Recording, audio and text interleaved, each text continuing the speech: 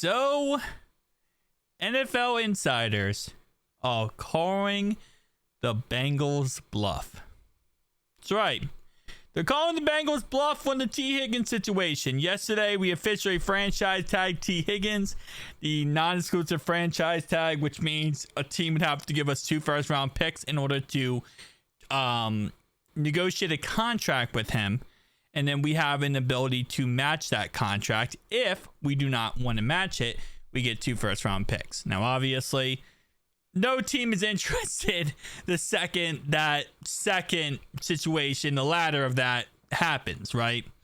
No one wants to give up 2 first-round picks. Why the Patriots are now, according to reports, out. Because they're not going to give up 2 first-round picks, one of them being a top 5 pick, to even have to talk and negotiate with T. Higgins. Bengals like it because they're able to go ahead and get something worked out. You know, they're able to let someone else get their job done for them. Here's the issue. NFL insiders don't think it's going to get that far. They think that the Bengals are going to franchise tag him, which they did, so that they can just trade him outright. Now, because they franchise tagged him, they can trade him anywhere they want. Now, of course, if a team wants to go through the franchise tag, they'd have to give up 2 first-round picks. But if they don't want to go through that process and they just want to say, hey, Bengals, we'll give you a 2nd-round pick for T right now, then, yeah, they can go do that. Now, of course, there's stipulations because whoever T gets the franchise, whoever he gets traded to, has to work out a contract with him. So, for example, let's say the Patriots jump back in, said, hey, we're interested again. We'll give you a 2nd-round pick and we want T. Higgins. Well, in order for that trade to go through, T would have to talk to the Patriots, work out a long-term deal, and then the trade would have to go through. Because at the end of the day, the Patriots aren't going to give, you know, a 2nd-round pick for T. Higgins, then they want a franchise tag. They want to work out a long-term deal. Now, the sooner you get this done, the easier this process happens. So, for example, if, you know, you're in June, right, and you trade him, well, now you want to have a month and some change to get this new contract with a new set team done before he can't negotiate a long-term deal.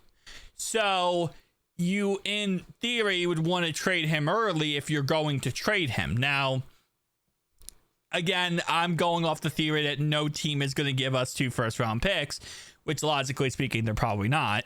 And if that's the case, then we're now talking about just trading him outright, which again would result in having to work with a team. Here's the thing. There's not many teams that are going to be able to, 1, want to trade for him, 2, actually, you know,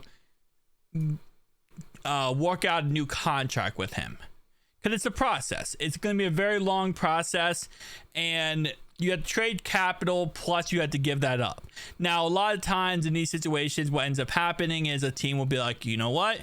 We'll end up giving you pretty much nothing for this guy. We'll take him off your hands, and then we'll work out a contract ourselves.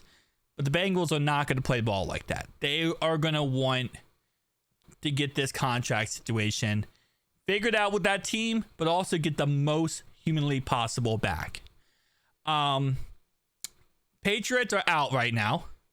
They might jump back in if we're willing to give up like T for a 2nd-round pick, for example. The Raiders could be another destination. The Bears, the Cardinals, the Chargers. Commanders just got Debo. Doesn't mean they can't get T, but they just got Debo, so I'm going to assume they're not interested. The Vikings, we're not trading them to the Steelers. Lions, Titans, Packers. I mean, there are actually a good amount of teams that could potentially work this out. I would say anywhere from 60 million plus. So these said teams all the way down to the Vikings, those are the said teams that I would assume would be the teams most interested because they have the money. Detroit, 51 million. You know, he might, who knows, Devontae Adams is also a free agent. Keep in mind, with all this being said, all of these teams that, again, could be interested in T, There's also free agents available. And obviously Debo just got traded. But teams are going to start, looking at this based on what's actually important. Like what's actually worth it. Yeah, do you want to trade a second round pick, have to pay T. Higgins a certain amount of money? You look at his injury history, right? You're looking at how much, he's actually played the last couple of years. And you might say, hey, that's not worth all the money we're going to give him plus the draft capital. Stephon Diggs is a free agent. Keenan Allen's a free agent. Amari Cooper, Chris Godwin, Brandon Cooks, Deontay Johnson, DeAndre Hopkins. What I'll say in the end here, I don't know what the trade market's going to be for T. Because, like I said, with the draft capital, having to give that up and then sign to a contract is going to limit the amount of offers. Now, if T would have hit free agency, let's say we didn't franchise tag him, right? And he hit free agency, he'd get a contract. He'd get probably 15 contracts within a day, within 2 days. He probably gets signed by day 3. Because that's just how it is. When you're in the open market, you're going to get a lot of offers and you might accept one. But once you start putting draft capital in there, it gets everything to be a little bit more shaky. Because now you have 4 or 5 teams offering you draft picks. You got to talk to T. Where do you want to go? Do you want to go this place, this place, this place? And again, he doesn't have a no trade clause in his contract, but he's not going to play for a team if he doesn't get a new contract. So it's kind of like, we're kind of stuck to whatever he wants. Or you could just sign him to a new contract and this whole process is over with. That's like the next process you could do. Just sign the guy to a new deal and you don't got to worry about any of this. But this is not going to be how it works. I promise you right now, I know that Paul said that we're not going to get this contract done. We're going to get this contract done before free agency. He was predicting that. That's not going to happen. The Bengals are going to twinkle their feet. They're going to dance their toes and push this out as far as possible to July 15th, which is the last day before he is nullified. He cannot get a new deal. They're going to push this out as far as humanly possible.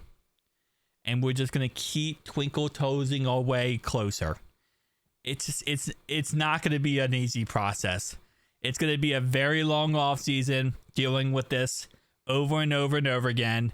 And I don't see, again, like I said, I wouldn't be surprised if this got done July 10th. A new deal July 10th. Or a trade July 1st. I think that they will sign him to a long-term deal. But I think the Bengals will keep their options open. That's how I look at it. They're going to keep their options open and always be looking.